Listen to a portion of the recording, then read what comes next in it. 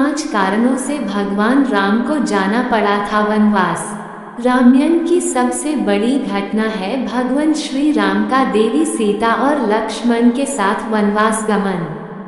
रामायण की कथा के अनुसार कैकेयी की जिद की वजह से भगवान राम को वन जाना पड़ा था।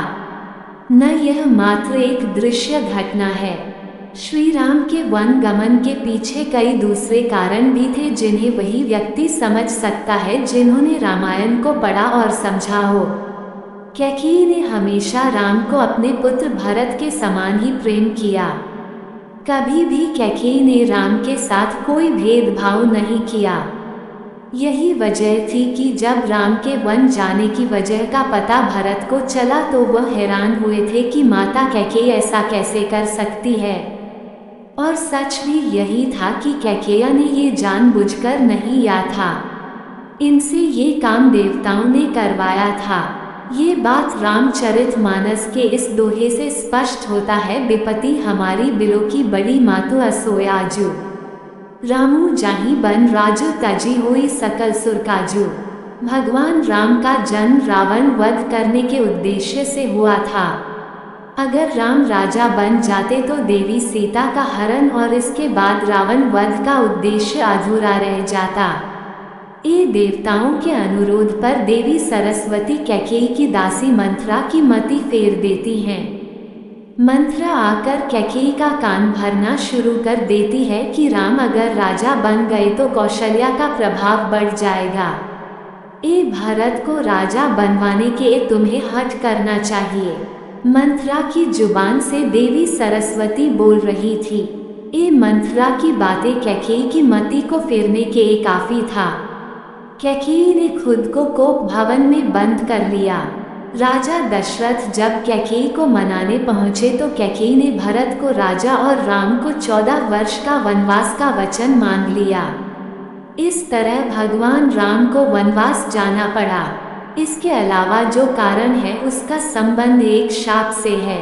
नारद मुनि के मन में एक सुंदर कन्या को देखकर वाह की इच्छा जगी। नारद मुनि नारायण के पास पहुँचे और हरि जैसी छवि मांगी। हरि का मतलब विष्णु भी होता है, वानर भी।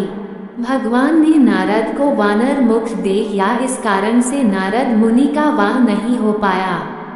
तब होकर नारद मुनि ने भगवान विष्णु को शाप दे दिया कि आपको देवी लक्ष्मी का योग सहना पड़ेगा और वानर की सहायता से ही आपका पुनर्जन्म होगा। इस शाप के कारण राम सीता का योग होना था, ये भी राम को वनवास जाना पड़ा।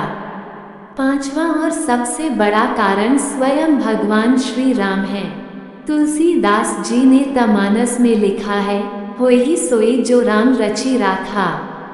यानी भगवान राम की इच्छा के ना कुछ भी नहीं होता। भगवान राम स्वयं ही अपनी लीला को पूरा करने के वन जाना चाहते थे क्योंकि वन में उन्हें हनुमान से मिलना था, सबरी का उद्धार करना था, धरती पर धर्म और मर्यादा की सीख देनी थी। ये जन्म से पहले ही राम ये तय कर चुके थे कि उन्हें वन जाना है और पृथ्वी से पाप का भार कम करना है। राम ने अपने पिता दशरथ एवं माता कैकेयी के चरण स्पर्श किए। राम को देखकर महाराज ने एक दीर्घ श्वास और केवल हे राम कहा, फिर अत्यधिक निराश होने के कारण चुप हो गए। उनके नेत्रों में अश्रु भर आए।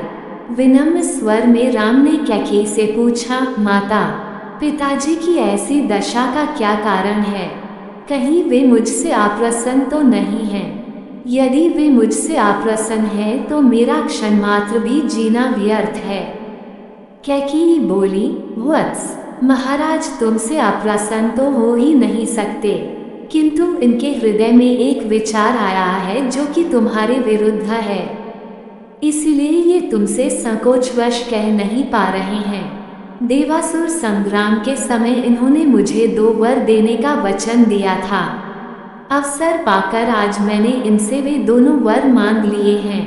अब तुम्हारे पिता को अपनी प्रतिज्ञा का निर्वाह करने के लिए तुम्हारी सहायता की आवश्यकता है।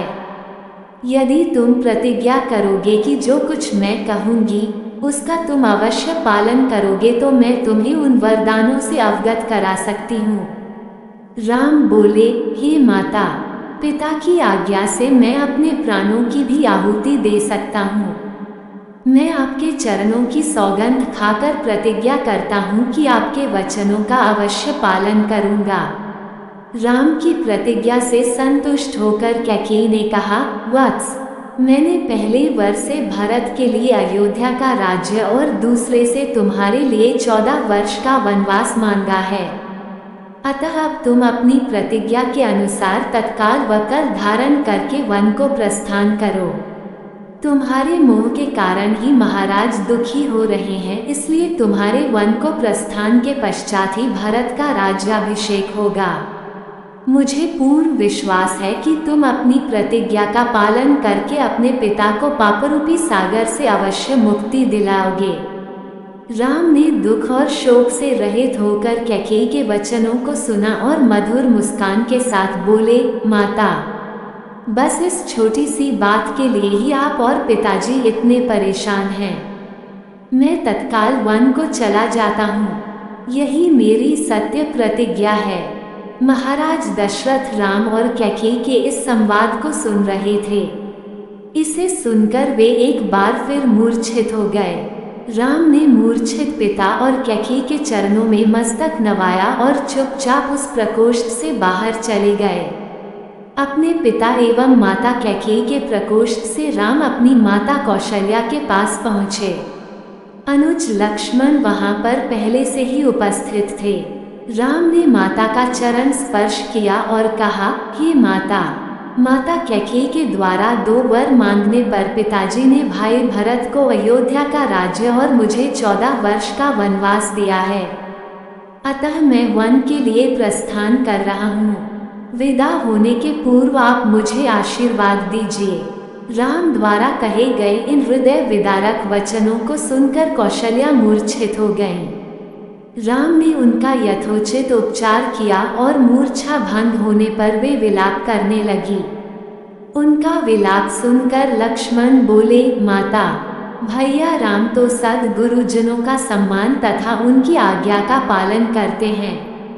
मैं समझ नहीं पा रहा हूँ कि मेरे देवता तुल्य भाई को किस अपराध में ये दंड दिया गया है। ऐसा प्रतीत होता है कि वृद्धावस्था ने पिताजी की बुद्धि को भ्रष्ट कर दिया है। उचित यही है कि बड़े भैया उनकी इस अनुचित आज्ञा का पालन न करें और निष्कंटक राज्य करें। भैया राम के विरुद्ध सिर उठाने वालों को मैं तत्काल कुचल दूंगा। राम का अपराध क्या है? उनकी नम्रता और सहनशीलता। मैं प्रतिज्ञा करता हूँ कि यदि राम के राजा बनने में भरत या उनके पक्षपाती कंटक बनेंगे तो मैं उन्हें उसी क्षण यमलोक भेज दूंगा।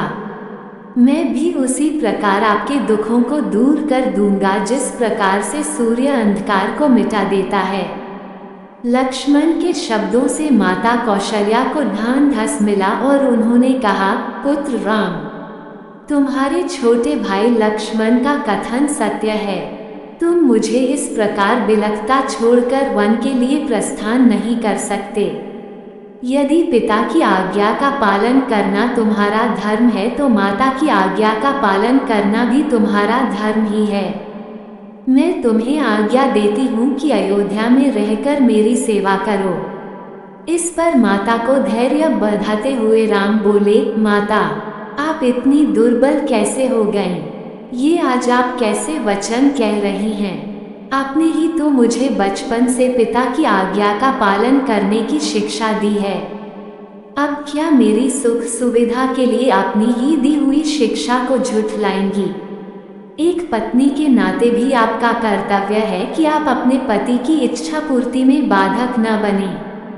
आप तो जानती ही हैं कि चाहे सूर्य, चंद्र और पृथ्वी अपने अटल नियमों से टल जाएं, पर राम के लिए पिता की आज्ञा का उल्लंघन करना कदापि संभव नहीं है।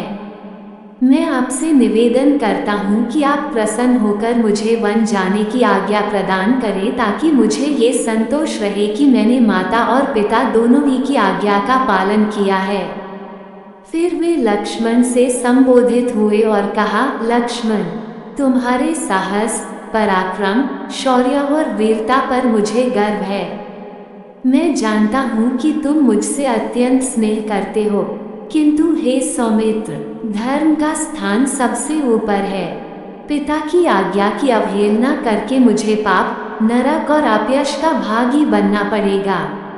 इसलिए हे भाई, तुम क्रोध और क्षोभ का परित्याग करो और मेरे वन गमन में बाधक मत बनो।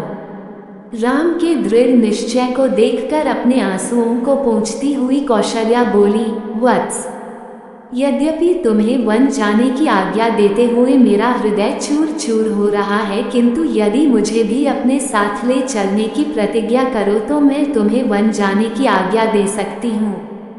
राम ने संयम पूर्वक कहा, माता, पिताजी इस समय अत्यंत दुखी हैं और उन्हें आपके प्रेमपूर्ण सहारे की आवश्यकता है। ऐसे समय में यदि आप भी उन्हें छोड़कर चली जाएंगी तो उनकी मृत्यु में किसी प्रकार का संदेह नहीं रह जाएगा। मेरी आपसे प्रार्थना है कि उन्हें मृत्यु के मुख में छोड़कर आप पाप का भागी न बने। उनके जीवित रहते तक उनकी सेवा करना आपका पावन कर्तव्य है। आप मोह को त्याग दें और मुझे वन जाने की आज्ञा दें। मुझे प्रसन्नतापूर्वक विदा करें। मैं वचन देता हूँ कि 14 वर्ष की अवधि बीतते ही मैं लौटकर आपके दर्शन करूँगा। धर्मपरायण राम के युक्तियुक्त वचनों को सुनकर अश्रुपूरित माता कौशल्या ने कहा, अच्छा वत्स, मैं तुम्हें वनगमन की आज्ञा प्रदान करती हूँ। परमात्मा तुम्हारे वनगमन को मंगलमय करे। फिर माता ने तत्काल ब्राह्मणों से हवन कराया और राम को हृदय से आशीर्वाद देते हुए विदा किया।